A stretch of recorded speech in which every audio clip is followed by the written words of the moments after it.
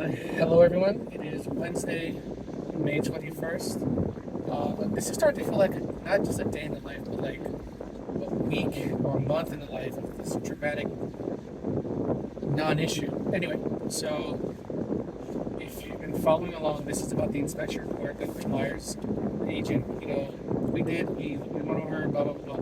So anyway, where we are today is the inspection period was going to end yesterday, the 20th. My seller was going back and forth as to what to do because he and his wife definitely want to sell the property.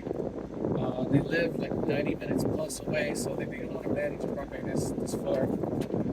The buyers, have these repairs that they want, and they wouldn't take us at a word or the contract that the seller has with the builder that these things are covered. They want everything in writing, probably because the buyer is an attorney, so he just wants everything by the books, whatever. So my seller was able to get the buyer on the phone because the buyer's agent wasn't for whatever reason, and neither was I. To be fair, they spoke. They done a lot of business together. The builder said these things are covered. They can just ask me to fix it. You can ask me to fix it if you want. They can ask me to get the property, etc. I conveyed that to the buyer's agent. The buyer's agent's client, the buyer, wants it ready. We go back and forth with the builder. The builder's like, look, I don't want to commit to anything in paper, like in terms of the cost or everything. Just what the buyer's asking for. They want to know how much is the cost of the repairs. So we finally got them to agree to just do the repairs. So I offered as a counter, instead of giving concessions, I just said to the buyer's agent, if we repair this stuff by such and such date, sorry, I thought someone was talking about it. If we repair the issues by such and such date by the builder under our warranty, would that work for you? They said it should. So I sent the addendum, he signed it, saying, hey, seller agrees to initiate repairs and have the repairs done by a certain date, which happens to be at least 2 weeks before closing. So that'll be the Friday after Memorial Day. So by the time this video posts on YouTube, we'll know if I'm getting paid or if this stuff is done or this deal fell apart again. But I'm still waiting for their signatures. So the seller, to their credit, they wrangled the builder and say, hey, these things were found, we're gonna have to deal with it anyway. How quickly can we fix it? They gave us a date. We gave the date to the buyers. It seems to be amenable, respect for the signatures. So as of right now, it seems that we have yet resuscitated this deal again. And it was a euphemism before, but it is very true that deals can die 100 different ways on 100 different points before and even at the closing table. So it's just making me more annoyed and nervous because this wasn't that difficult. Of the 2 listings I have active in contract now, the other one seems to be going smoothly. It is a cash transaction. Buyers are paying, my fee, my client's fee, which is great. But things can, absolutely. This deal has made me more nervous about that one. They're both rentals, etc. I figured this would be the easier of the two. It ends up not being. One of the listings is still slow, so I have nothing to report on those. And I do have a listing appointment later this week, so hopefully I'll have more listings and I can, based on what I've been going through this past 3 weeks, really come in really firmly with like aggressive pricing strategies because I don't like listings sitting. They sit because they're not properly priced.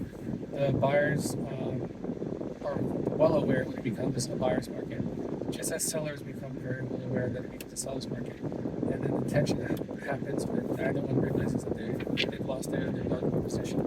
So this next listing, it's a regular single family home that I'm listing presentation for. I have a set idea what the price could be, but if they deviate way too far, I'm just not in the position after all this frustration. We're going to say, well, let's price it here and see what happens and they go lower.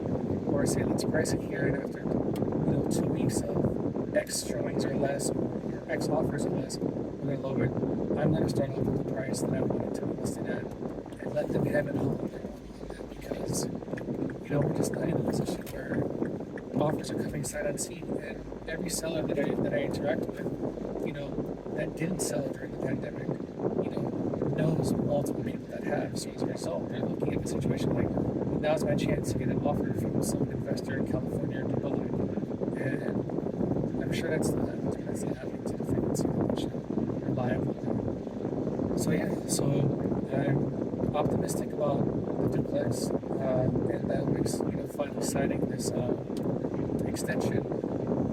I'm optimistic that the contractor will do what they're supposed to do. The builder, complete the repairs to the satisfaction of the buyer. And I am optimistic that we get this thing closed in June on schedule. And I'm hopeful that I come up with the work to get the good pricing for the next listing I'm going to take. And if they say no to it, I've said no to overpriced listings. This might be the first time I say no to a reasonably priced listing, because I'm seeing what's happening in the market. I'm seeing properties that are beautiful sit. I'm seeing properties that are well cared for sit. I'm seeing properties that are well staged sit. So I need to come up with a good pricing and a good pricing strategy.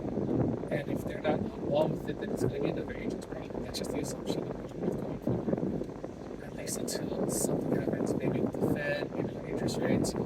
As I said before, I'm not too keen on what the interest rates are currently. I try to stay in a price point where it's not the first home. It's typically a lot of investors or investors buying properties. So, but I'm moving into the other properties just because beggars cannot be choosers. There's a lot of inventory on the market, and I'm trying to stay within niches that are turning over more quickly, which is so far rental properties. So that's my plan for today.